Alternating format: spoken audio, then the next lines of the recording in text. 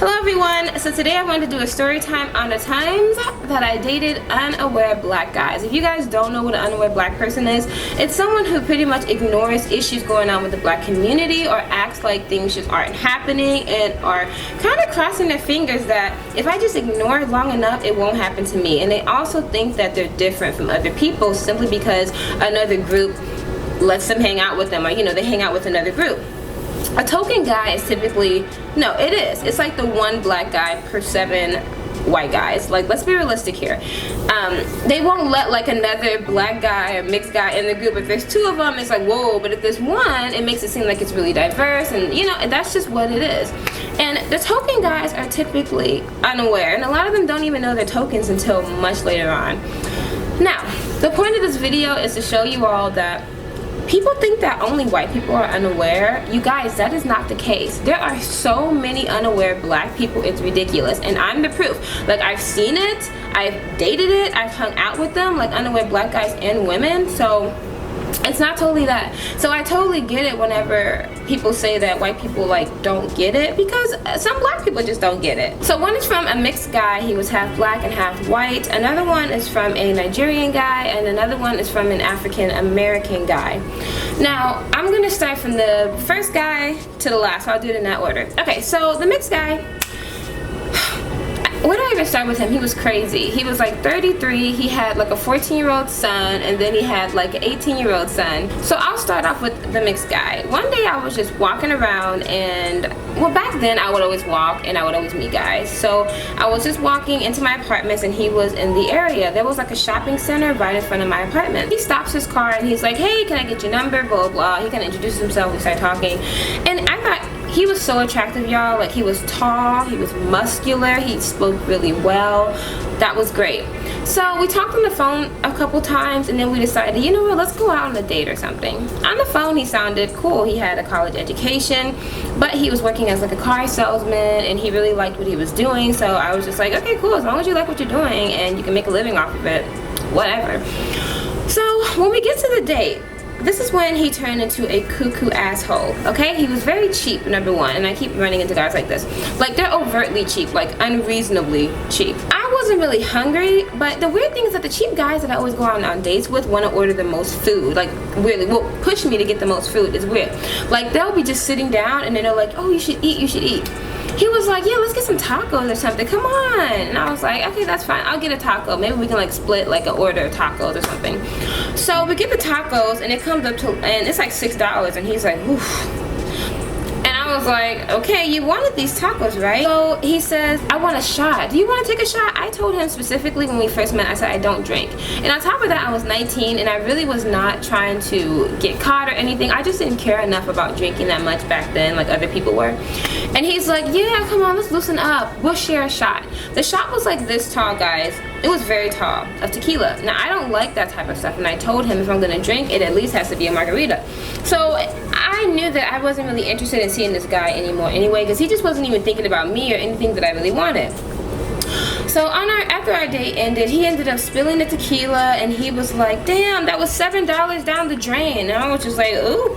But anyway, guys, we get to the car, and he keeps talking about black women. Like, he keeps saying like, man, I really like you. It's just like the problem with black women is that they don't listen, and they don't do this, and they don't do that, and blah, blah, blah. And I was just like, oh, why are you on a date with me? So then he starts talking about his ex-girlfriend, and I am like, how am I meeting these assholes who feel like, in order, like, they think that I want to hear about the ex-girlfriends. I don't want to hear about them. But when I was 19, I was kind of nice, so I would kind of give you advice. But now, if you play that shit with me, I will either drive myself, I will get in an Uber and I'll leave, or I'll just tell you I'm sick, or I'll be like, you know what? I'm not interested, let's go. Like, I don't even want to talk about this no more. If this is all you can talk about, we don't have nothing else to talk about. But, I talked to him a little bit about it, but, apparently she was like this mixed girl, his ex-wife was mixed, so that's the kind of thing that was going on. So then I started seeing, because I just had to ask him, I was like, have you ever dated like a fully black girl? I am very curious, like, have you? And he said no. So anyway, a couple things happened. He was just having issues with his race. He kept making these comments, and if I said anything, it was like an argument. So I just really didn't see the need in us to keep on talking. We got to my house, and we ended up getting into a really dumb argument because he really wanted to sleep with me, and I was not interested. Like, there was nothing going on down here, like nothing. And even though he was hot, like, I need something up here, you know what I mean? So we ended up getting into an argument, and I just got in my car and I went into my apartment, and then he ended up texting me, calling me a porch monkey. And I was like, a porch monkey? I haven't heard that term in so long. I didn't even know that people were still using that term. I was like, wow, that's really sad. He ended up trying to get back with me, you know, the typical back and forth. That was not happening. And that's like a whole nother long story. Delusional. The next guy, this is when I was living in Dallas, actually. You know what, weirdly enough, this guy is the first one. I was like, how old was I? I was 17 at the time. That's crazy. Yeah. Okay, so I used to be on this website. It was like a website where you can meet other people who are in the entertainment industry and stuff, and I would be doing hair. So his like parents owned a hair salon in Dallas. And he was like, oh, I really want you to come and just look at it, and maybe you can do some braiding. I'll help you get your braider's license. This was not foreign to me because a lot of braiding places, just like with any job, they want you to further your education. So if they really like your work, they will help you to get that. A braider's license is so easy, but at the time, it's now you can use a braider. You don't have to have a braider's license, but at the time you needed one. So I was like, okay, cool. And he said, you know what, we should really meet up tonight. We were around the same age. He was like maybe like a year or two older than me, and he says, let's meet up at the Lizard Lounge in downtown Dallas. And I said, yeah, I love that place. So I met up with him, and we hung out, and we had so much fun. But the one thing that stuck out to me was he said, like, wow, you are like really hot. And I was like, oh my gosh, he's so unprofessional. I just could not take it. So anyway, a month later, he ends up calling me nonstop to hang out with him. I was like, I really don't want to hang out. I really need to get my nails done because I want to go out tonight. He was like, oh no, let's just hang out for a little bit and I'll have you back in time, like no time. So I hop on the bus at like 4 o'clock. I make it to his house on the train. I live at the beginning of the train. He lives like 20 minutes from the very last stop of the train. That was like an hour like ride. I get off, I go to his house, and like this is a really crazy like long story, so I won't tell the story right now, but needless to say, he kept saying like, you're like the hottest black girl I've ever met in my life. And I was like, what? You know, he just kept saying that. He was like, oh yeah, I mean, they're just typically like ugly and just, you know, their voice, everything. And I mean, I was like, I said, you're aware that you're black, right? And he was just like, yeah. And you know, you typically don't have an actual answer. It's always just like, yeah, looking from side to side. That's what he gave me. So you already know what I had to do with that. Cut it short. Like, if you want to like be with somebody like me and you want to have children and you're black, are you fully aware that we're gonna have black children? I think he's delusional. Maybe he thinks that we're gonna come out having mixed children. There's no way. Like, no way. My very last example is the last Nigerian guy that I dated. We met online. And it was pretty cool. Like at the beginning, I just was kind of like, I had just moved into town. I was probably there for like a week or two, and we had just started talking, and everything was cool. And I was just kind of trying to get a feel of the town. And he was like, oh, I'll take you out. You know, let's hang out, let's do stuff. I really needed to get out of the house, you know. So anyway, we ended up meeting, and we ended up really liking each other, and we went on a couple dates.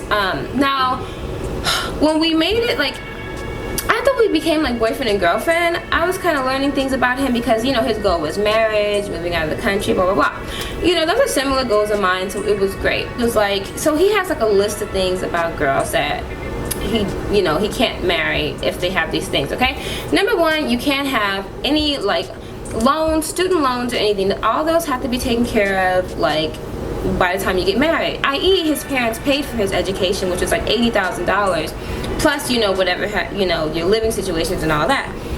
Then he told me that I had to have, obviously, an education to get married. My goal isn't necessarily to get a college degree. I want to do something else, but I am in school, but I mean, who knows? I'm just in school because I want to be doing something. I can obviously do it, and I can work, and I don't really do much else besides YouTube, so I was totally fine with just like, you know, still being in school. And if I just so happen to get my degree on accident, literally, like, because I'm close to it, I'm like, okay, I can do it. It's just not, I don't want it to be something I have to work super hard for. I'm sorry. So anyway, that stuck out to me. And during our conversation, I remember we were talking and he was saying how, like, when he first got here, he kind of like he looked down on black people. This is so common for Nigerians. Like, he said his parents didn't want him to marry anybody black. They were like, no African Americans, like straight up, you need to either marry somebody white or Asian, and or like a Nigerian girl maybe, you know what I mean? It was like that type of thing. And I was like, ooh, wow, you know. And I said, I didn't really know why we were on our date anymore, but he was just telling me that he's not like that. But in reality, he was only talking to me because really I was attractive or whatever. I'm attractive, so he was totally fine with dating me. But other than that, he looked down on other black people, which I find a lot common. Like, their parents will be telling them, don't date any black girls, don't date any akatas, blah blah blah. So that's why it really turned me off of like Nigerian guys for a while, simply because of the things that they would say. And they would say their friends were like that, their friends were like that. Of course, I don't believe that. Like, I know other people are like that, but you know, here I was on a date with a guy whose parents told him not to marry a black girl. And so I already saw issues with that. Like, you know, I'm gonna have to try to get in with the family and, you know, fake hug and all that crap, you know. And then I remember telling him that I was planning on going to a HBCU for my transfer from school. And I didn't even tell him it was HBCU. I just told him I was looking at colleges. He saw the pamphlet for TSU, which is a HBCU in Houston, and he was like, ew, you're going to that black school? You're gonna be without, wow. He really looked down on it, and the way he said it, like he meant it. And I was just like, excuse me, like, you're black too. Like, what are you talking about? I keep having to remind these guys that they're black, and I told him I don't really like TSU personally, but it was just an option because the GPA was pretty low. It was just one of the options, you know. I could have gone to U of H or whatever, but I just saw it and I just picked the pamphlet. They were at my school advertising, so yeah.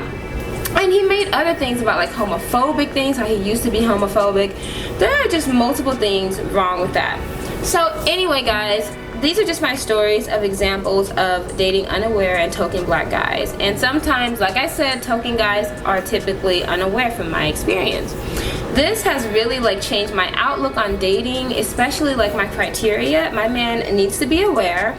And you know what? I'm not even really all that crazy about being a token about them being a token, because they always seem to think that they're like better than everybody else. I'm sorry, like that's just what my experience has been. And it's just another thing that comes with that. When somebody really doesn't really like you and they just like the idea of you, they will just show you off to their friends and kind of like use you for their ego boost, and they need their friends' acceptance. They don't even care about your acceptance of what you really like or what you're really into, you know. And maybe by chance you guys make it along enough so that you kind of like learn each other's interests, but you'll always be that like little trophy that's just there for a little bit and until they're on to the next person. So yeah guys, the point of this video is it doesn't matter whether you're dating in or outside of your race. Black people can be just as unaware as somebody who's white or something like that. Like, it doesn't matter. It depends on like where you grew up or what you choose to hear, things like that. So yeah guys, I will talk to you later.